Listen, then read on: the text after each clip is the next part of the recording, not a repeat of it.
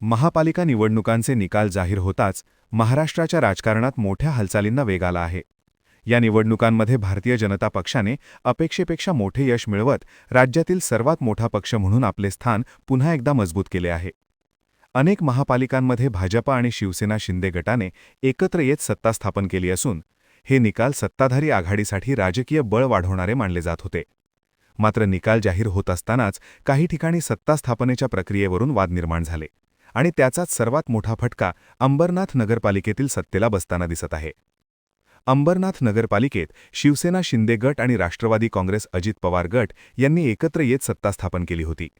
या सत्ता स्थापनेमुळे भाजप सत्तेबाहेर राहिला आणि त्यामुळे स्थानिक राजकारणात वेगळी समीकरणे तयार झाली. सुरुवातीला हा शिंदे गटाचा मोठा विजय मानला जात होता, कारण विरोधकांना बाजूला ठेवत सत्ता आपल्या ताब्यात ठेवण्यात त्यांना यश मिळाले होते. मात्र ही सत्ता किती टिकाऊ आहे यावर लगेचच प्रश्नचिन्ह निर्माण झाले. या सत्तास्थापनेविरोधात भाजपच्या नेतृत्वाखालील अंबरनाथ विकास आघाडीने थेट उच्च न्यायालयात धाव घेतली. भाजपचा मुख्य आक्षेप असा होता की राष्ट्रवादी अजित पवार गटाने आधी भाजपसोबत असलेली आघाडी तोडली आणि नंतर अचानक शिवसेना शिंदे गटाला पाठिंबा दिला. ही प्रक्रिया नियमांनुसार नसून राजकीय दबावाखाली आणि अपारदर्शक पद्धतीने झाली असल्याचा दावा भाजपने केला. त्यामुळे जिल्हाधिकाऱ्यांनी दिलेल्या मान्यतेवरही प्रश्न उपस्थित करण्यात आला आणि हा संपूर्ण विषय न्यायालयाच्या कक्षेत गेला. या प्रकरणाची दखल घेत उच्च न्यायालयाने सुनावणी घेतली आणि निकाल देताना महत्त्वाचा अंतरिमादेश दिला.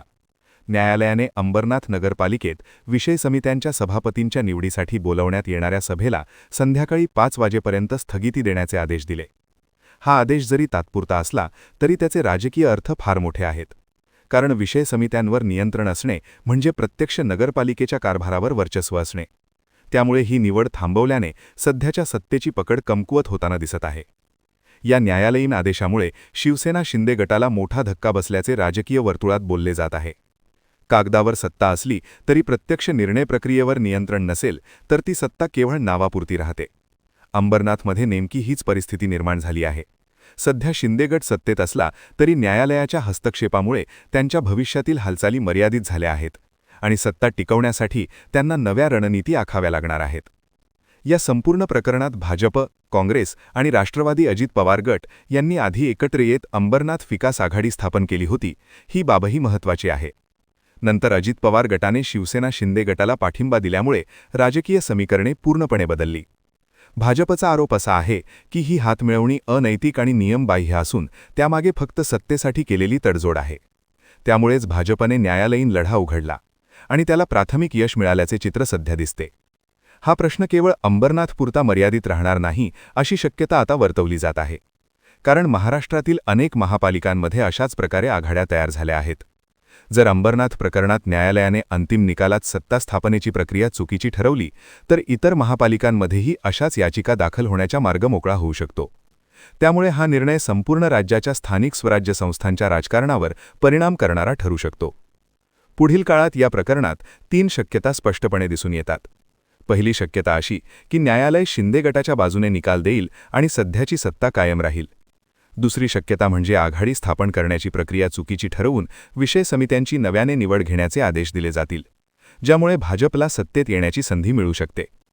तिसरी आणि सर्वात धक्कादायक शक्यता म्हणजे संपूर्ण सत्ता रचना बेकायदेशीर ठरवली जाऊन अंबरनाथच्या राजकारणात मोठा भूकंप होऊ शकतो.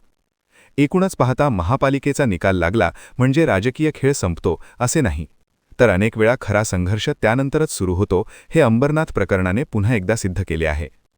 न्यायालयाच्या निर्णयावर आता सर्वांचे लक्ष लागले आहे आणि हा निकाल केवळ एका नगरपालिकेपुरता न राहता महाराष्ट्राच्या राजकारणाची पुढील दिशा ठरवणारा ठरू शकतो. तुम्हाला काय वाटतं? शिंदे गट ही सत्ता टिकवू शकतो का, की भाजप पुन्हा जोरदार कमबॅक करणार? तुमचं मत कमेंटमध्ये नक्की लिहा. व्हिडिओ आवडला असेल तर लाईक करा आणि महाराष्ट्राच्या राजकारणाचं सखोल विश्लेषण पाहण्यासाठी चॅनल सबस्क्राईब करायला विसरू नका.